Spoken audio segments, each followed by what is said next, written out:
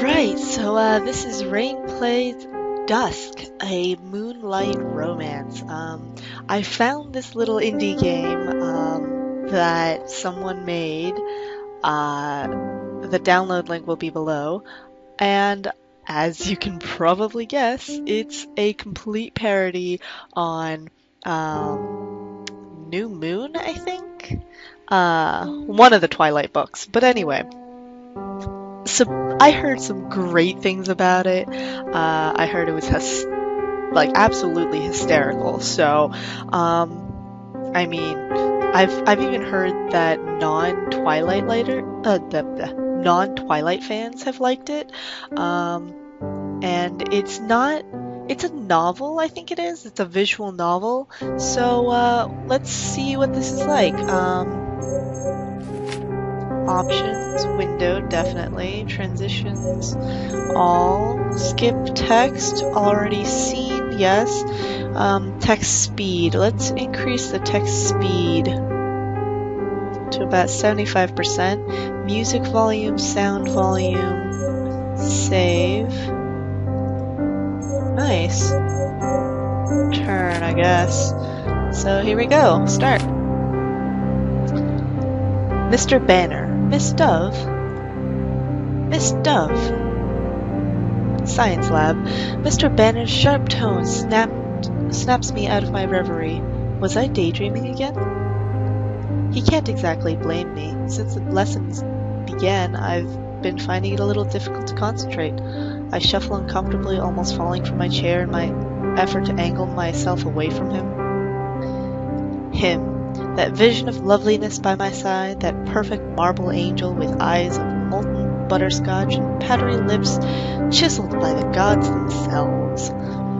He glowers at me beautifully, his expression a mixture of withheld passion and constipation. Oh, this is great. Maybe it's a bad idea that I'm playing this at 4:30 in the morning, because I'm just gonna laugh hysterically. But whatever. I wonder what I could have done to upset him, or why he would even notice me. Under normal circumstances, I, Angelica Chastity, Honeydew Rosebud Dove, wow, that's a long name, would be entirely beneath the notice of a glimmering Adonis such as he. What with my mousy brown tresses and unimpressive heart-shaped face. Wow, backhand compliment to self. Wow, you egotistical woman.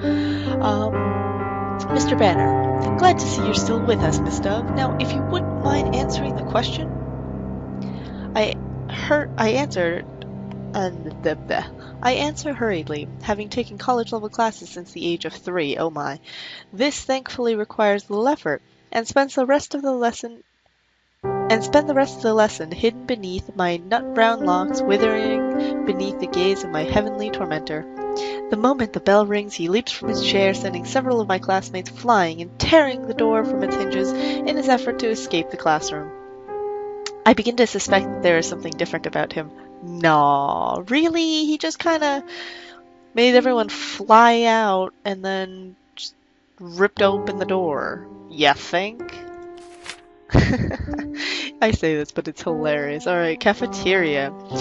That evening was uneventful. I completed the homework for the next several months while listening to Debussy and remembering to email my mother, who, having misplaced her wardrobe for the 3rd time that week, might have gone frolicking naked through the streets without my intervention. Sometimes I feel as if I am her mother. I wonder if I made the right decision in allowing her to move to Florida with her new boyfriend while I moved in with Johnny, my dad, in gloomy Forks. Still, we get along fine, all things considered. I am not a huge fan of talking or being looked at, so his occasional grunts in my general direction when he is not out policing or hunting bears with the natives are quite satisfactory. But I digress. I am currently eating lunch in the school cafeteria with my new friends. Only 10 people go to this school, so the arrival of a new student, even one as unimpressive and brown-haired as myself, is apparently big news. Wow, the entire school is made up of 10 people? Including Mr. well, we don't know his name, so Mr. Him, aka Edward, quote unquote, parody version anyway. Yeah, after receiving warm greetings and sexual propositions from almost everyone I run into, all what, 9 people, I decide to sit with Jennifer something or other and friends. Nice last name. Jennifer. So, like, I hear Ephraim Callahan was, like, totally checking you out. You go, girl. Good God, it hurts to say that. She says this energetically with a hint of bitterness, but that was his name. Ephraim Callahan? Callahan? Can't tell with this one. It rolled off the tongue nicely, very distinguished. Ooh, wow, we finally get to see what she looks like. She's cute. Angelica, do you know anything about him? I don't think he likes me. Huh, he doesn't like anyone.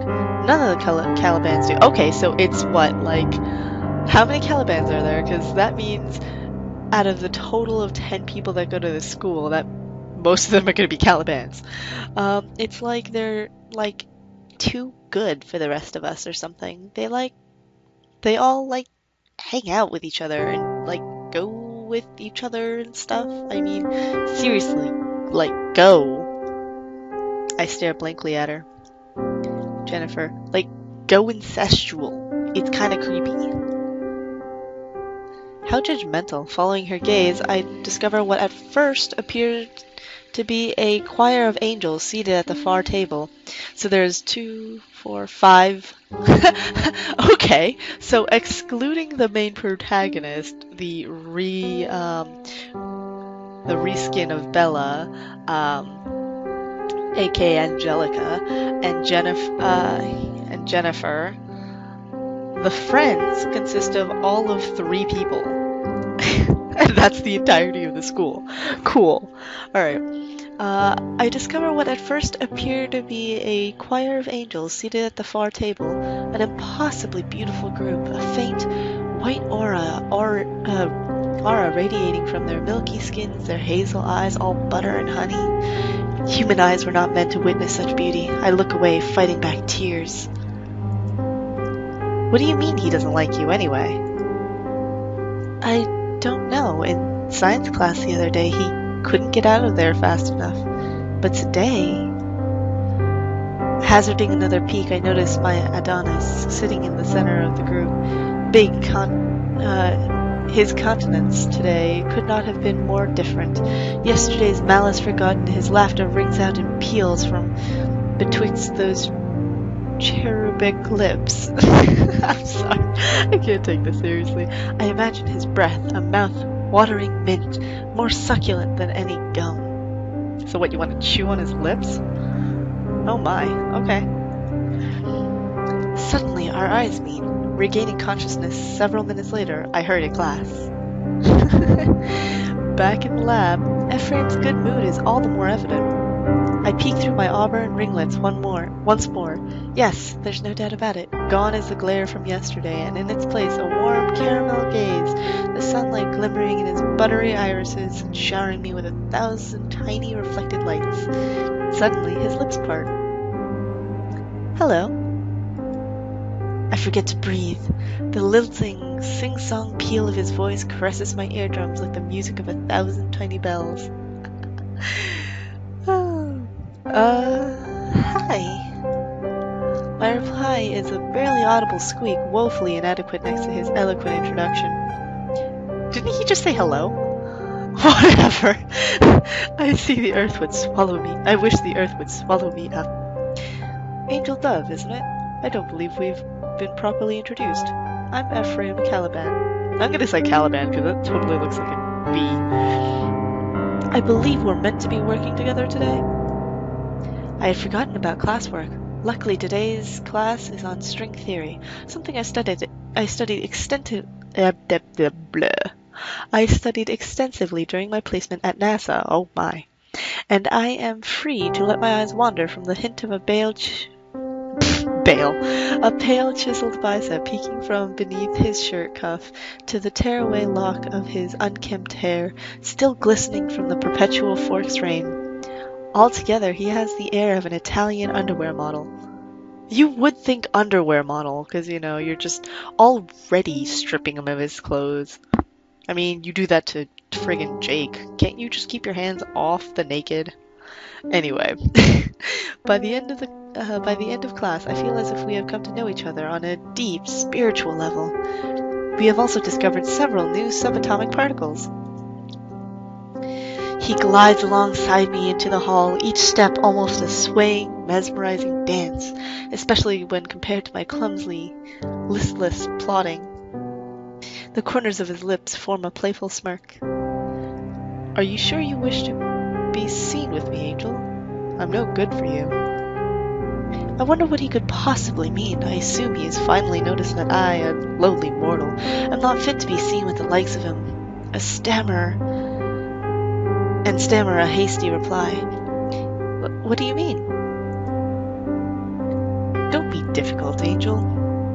He thunders thunderously, me and my relentless questions. I am not who you think I am. I don't think we should be friends anymore. With this, he glides off down the corridor with nary a backwards glance. I attempt to start after him, but in my ungainly confidence, I trip over my shoes and fall to the floor, very nearly shattering my fibula. Really? All that in your... How did you fall that you're gonna break the backbone of your calf? Whatevs. My advanced placement classes have taught me this much. At home, I ponder my Adonis's cryptic statement as I marvel at his way with words and muse upon the secrets surely hidden behind that hazel glare. I am interrupted by my father, Johnny, who has brought some natives to visit. The man in the wheelchair does not concern me. My interest is piqued as I catch a glimpse of the teenage boy in the back of the truck they drive up in. Uninteresting next to the radiant brilliance of Ephraim Caliban, but nevertheless possesses a certain charm, his build slight when compared to Caliban's chiseled frame, and as if in answer to Ephraim's otherworldly paleness, his skin a ruddy russet. His midnight tresses flutter in the wind as he leaps from the truck. He grins lazily at me as I approach. Tall glass of chocolate milk? Don't tell me that's actually his name. Oh god. Hey Angel, long time no see, huh? Huh? Oh, so it is Callahan. Okay, whatever. I wonder how he knows my name. How do you know my name? I ask wonderingly. He feigns offense. Tall glass of chocolate milk. Oh man, I'm hurt. You don't remember me, Angel? We used to play together when you came up here for the summer. Suddenly it hits me. Jared Brown. Oh, okay. Thank God that's not actually his name. If Tall Glass of Chocolate Milk was his name, I'd die. I would just sit down and die. Technically I'm already sitting, but that's not the point. To be honest, I don't know any other Indians, so this guess is as good as any. He certainly has filled out pleasingly over the years. As we talk, he occasionally flashes me a boyish, lopsided grin. I wonder if he, too, has become infatuated with me, despite my brown hair and general ineptitude. Egos, bro, egos. Alright, Jared, Dad and I just came over to drop off your new wheels. You like? Suddenly noticing the truck, I give it the once-over. The paint is peeling, it's missing several hubcaps, and it doesn't appear to possess working brakes, but I can tell Johnny's heart was in it. I smile graciously and thank him for the gift. So, you've just transferred to Forks High School, right? How's that working out for you? It's okay, I guess. I mean, I don't really like people, so... I wonder whether Jared would understand. He seems the naturally personable type, what with his permanent grin and boyish blush at his russet cheeks. He smiles unperturbed. Yeah, I hear ya. Still, I'm sure a girl like you would make friends pretty easy, right? I'm unsure whether or not this is a euphemism. I soldier on regardless. I don't know. Well, there is one boy. Do you know Ephraim Callahan? I assume he will at least have heard the name, although he attends school on the reservation. On asking Johnny about the Callahans, they appear to be friendly, well-known around town, with their father Carlos, a respected doctor in the area. Johnny at least seems to have somewhat of a man crush on him. Aww. Your dad has a man crush on Carlos. Aww. Jared's eyes narrow at the mere mention of Ephraim, the boyish twinkle gone from his dark eyes, the russet almost draining from his cheeks. I don't know, Angel. I'd stay away from those Callahans if I were you. I've heard stories. I turned to find Jared's father, the wheelchair-bound Bobby Brown, also glaring at me. We'll be watching. Because that's not stalkerish. I thought that was stalkerish even in the movies. And the books. Yes, I've read them. Shh. Let's gloss over that fact. He makes a strange motion, drawing his fingers slowly across his throat, glaring all the while. I assume this is some sort of Indian tribal sign and lose interest. As Johnny loads Hiawatha back into his car. Is that the father's name? Jared apologizes for his father's outburst and promises to drop by again sometime. Much as I feel I should devote all of my energies to winning Ephraim, I feel a bit of chocolate on the side wouldn't hurt. Oh my. You little vixen.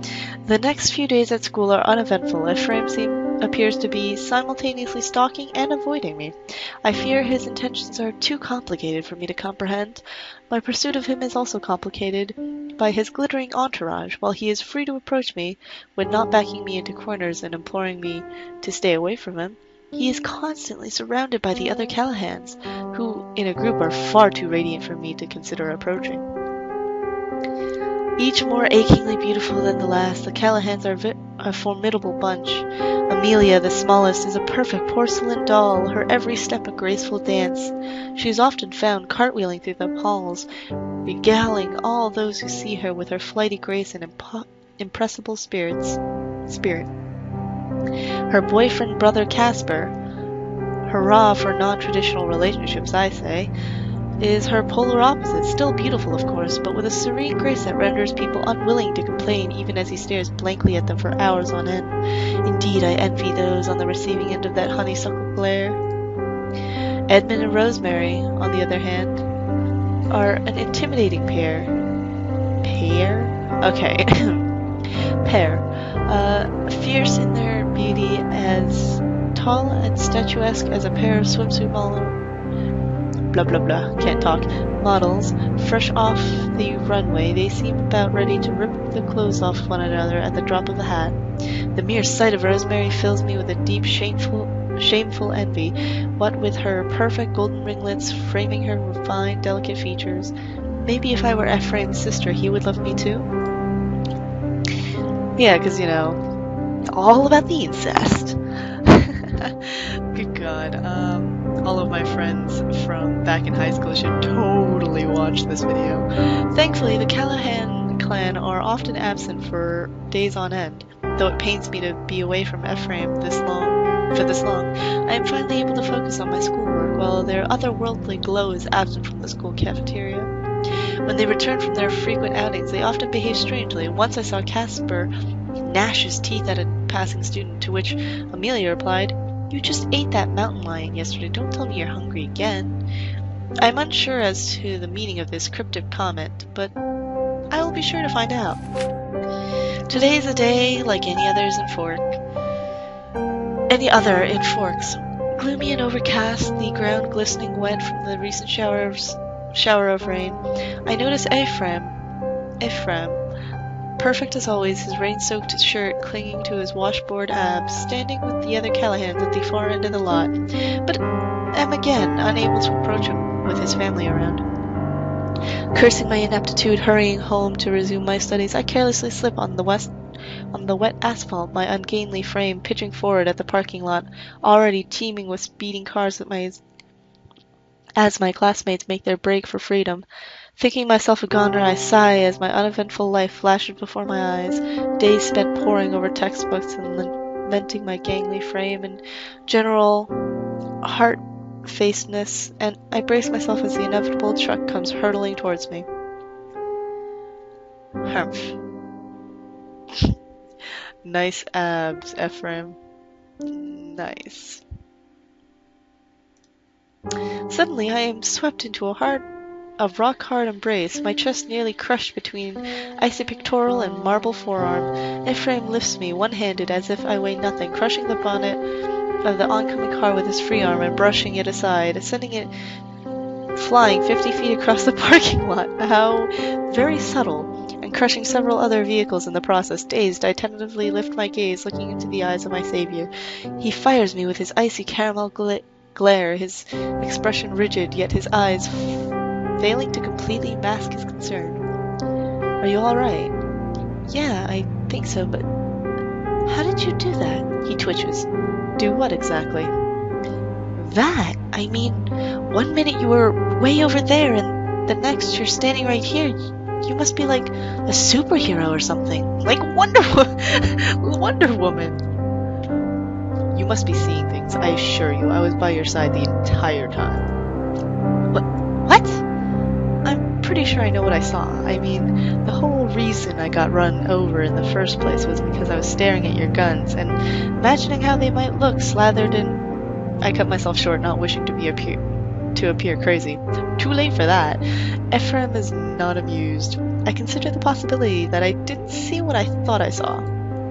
At any rate, we need to get you to a hospital. I can't help but protest, well aware that I am being difficult. I am nevertheless concerned that while I, having been scooped up out of harm's way, am entirely unhurt, the students lying broken and bleeding in the wake of Ephraim's rescue might have a pressing need for medical attention. Ephraim is having none of this, commandeering my truck and chauffeuring me personally to his father's surgery. Carlos Callahan is rather easy on the eyes, too. I wouldn't say no. Seriously, she's such a slut, oh my god. Marveling at the fact that Carlos appears all of 15 years old. Jesus, he looks young. I am released from the hospital and scolded by Johnny for letting a truck almost hit me. Ephraim smirks maddeningly from the shadows, and before I leave, reminds me that I did not see what I think I saw. My brush with death has filled me with a renewed desire to get into Ephraim's pants. Seriously, she's such a slut. Oh my god. Ephraim is an enigma. With each passing day, I notice more and more of his quirks. His penchant for black contact lenses every once in a while, his mood swings after his frequent family outings, and the fact that he keeps sniffing my neck when he thinks I'm not looking, to name a few.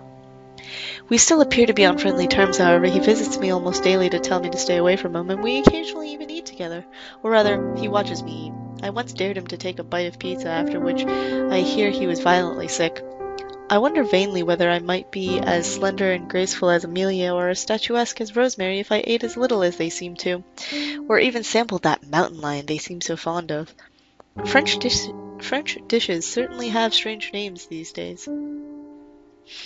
As the weather gets warmer, I am invited to a trip to the beach by my friends, who I had completely forgotten about. I hear this particular beach in La Push is where the reservation boys often hang out. The thought of seeing my caramel top toy... Isn't it supposed to be boy toy, first of all?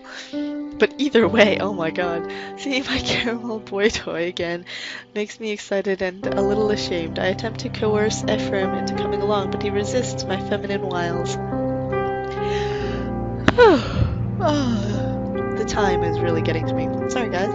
I doubt I'd be welcome there. He says mysteriously, his eyes shifty. But go, by all means, enjoy yourself, and besides, Mitch and Edwin seem awfully excited at the thought of you in a string bikini. I wouldn't want to disappoint them.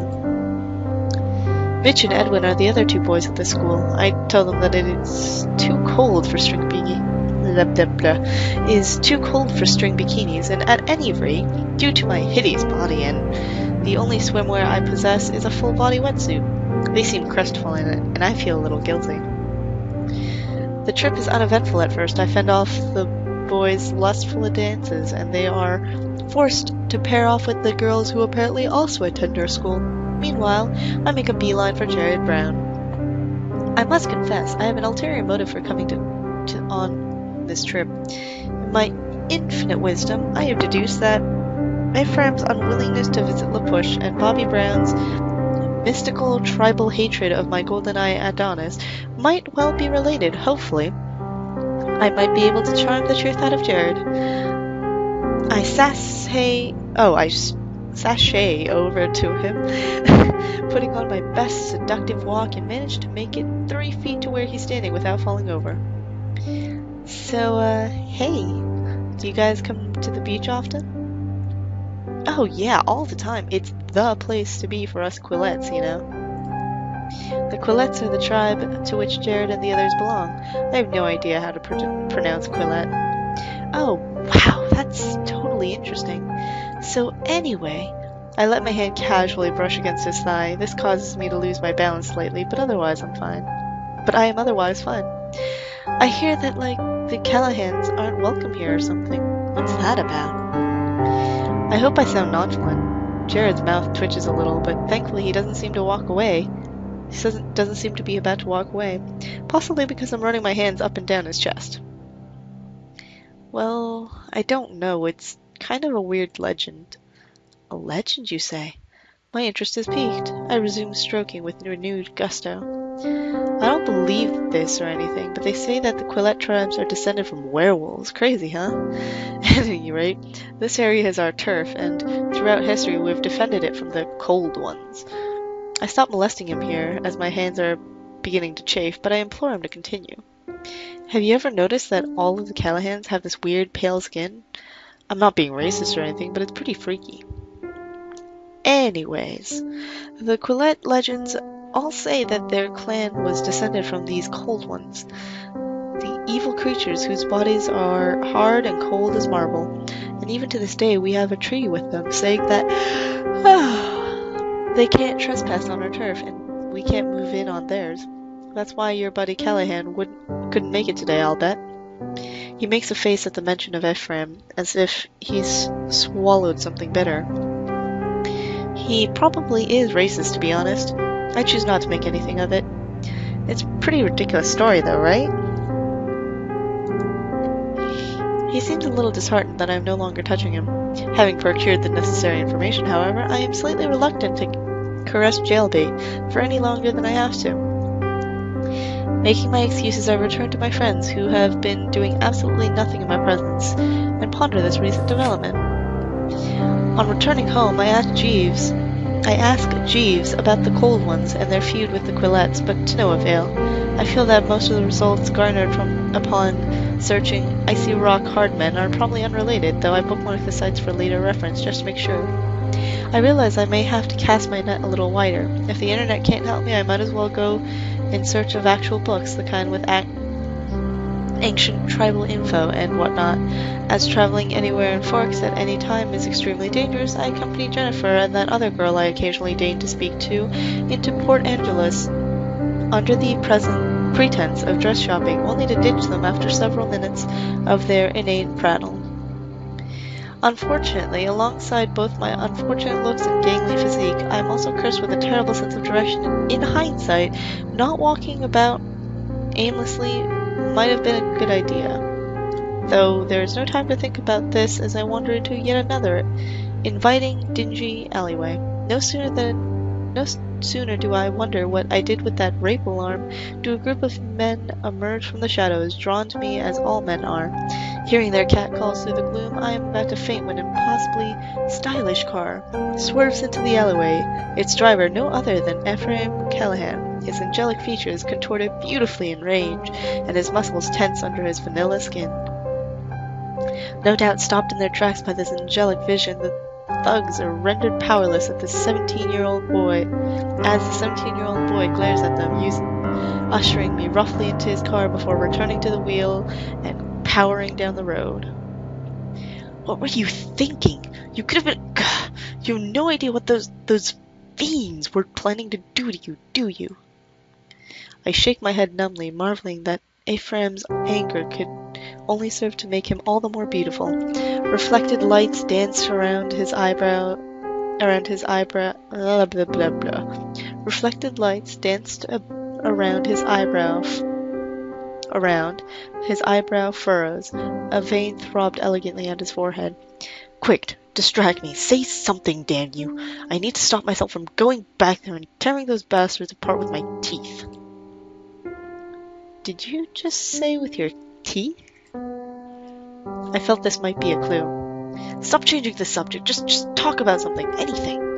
Unfortunately, this being Forks, the old, lovely weather we're having small talk isn't going to cut it here. Feeling a little faint, I endeavored to think of a suitable topic.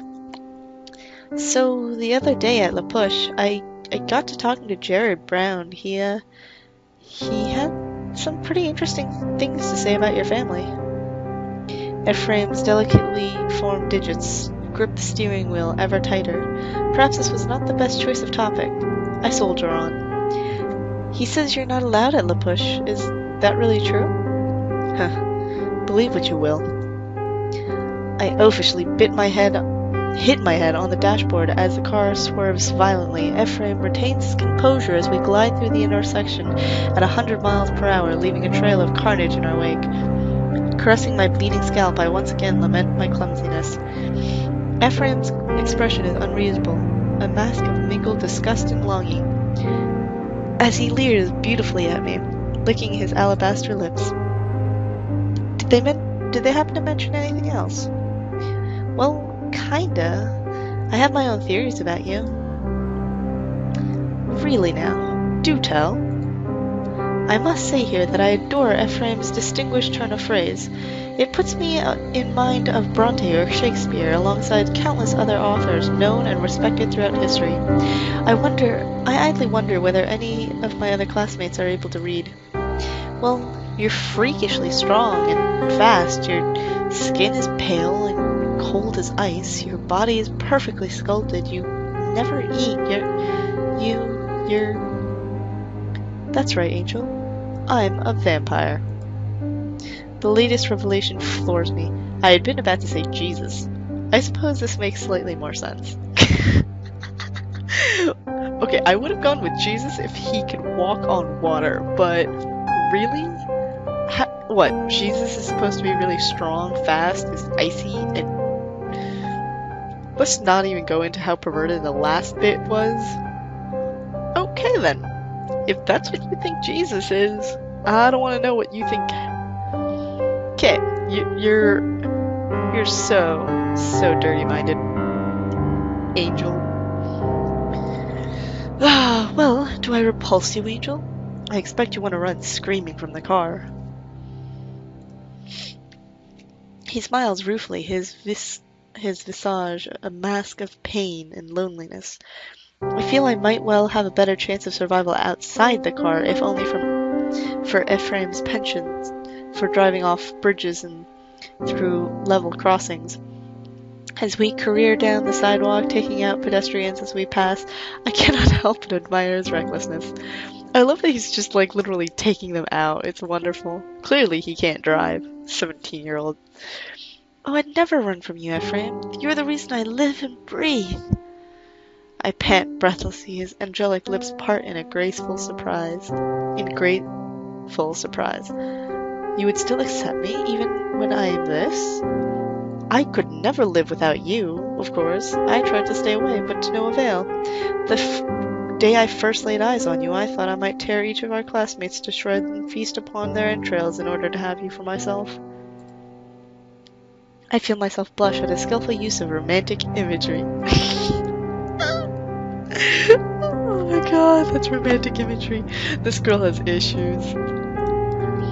Angelica, but how can you love me? I mean, compared to you, I'm just so dull and brown-haired.